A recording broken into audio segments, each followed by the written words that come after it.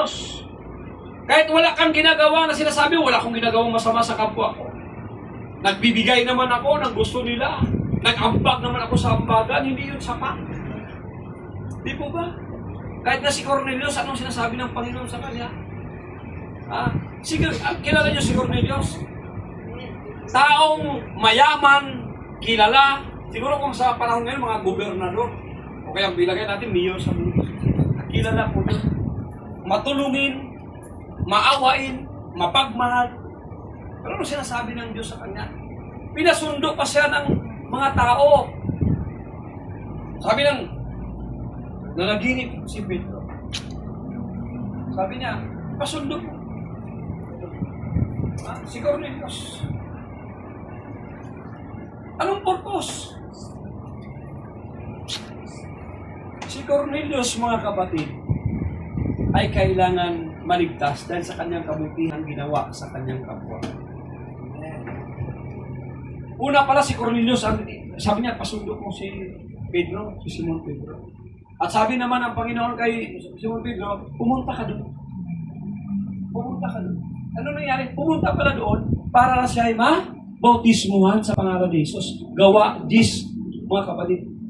19, pagbukasan. Pag binasa mo yan, doon mo malalaman ang istorya ni Cornelius. Mabait naman siya eh. Baka Diyos. Pero bakit hindi siya pa? Dahil napaka-importante ang kapatawaran sa ating mga kasalanan. Huwag nating pangunahan ang Diyos. Pag sinabi niya, sundin lang natin. Walang taong matuwid, lahat ay nagkasala. Pero sa pamamagitan ng dugo ng Kristo, napatawad ang lahat na makasalanan. Pero nung napatawad ang mga makasalanan, yung iba, bumalik sa pagkakasala, namatay. Siyempre, mapahamak. Pero yung nagpatuloy hanggang sa wakas, hanggang sa iya'y na mamatay, siya po ang tinasabi ng balang kasulatan na siya po ay maliligtas. Binugrabe ang habag ng Diyos sa tao. Sipin mo, nagpapako na siya sa cross. Ninapastanganan na siya. Inagupit na siya. Nilagyan pa siya ng puro ng tinig. Grabe ka sakit. Pinako pa siya sa cross. Pero yung iba, binaliwala nila ang Kristo. Yung ginawa ng Kristo sa kanila, binaliwala nila. Ayan, yun, namamatay sila na nagpatuloy sa kasamaan.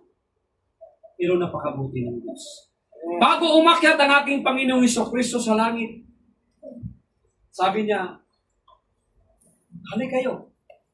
Unang-una sabi niya, Mateo 28.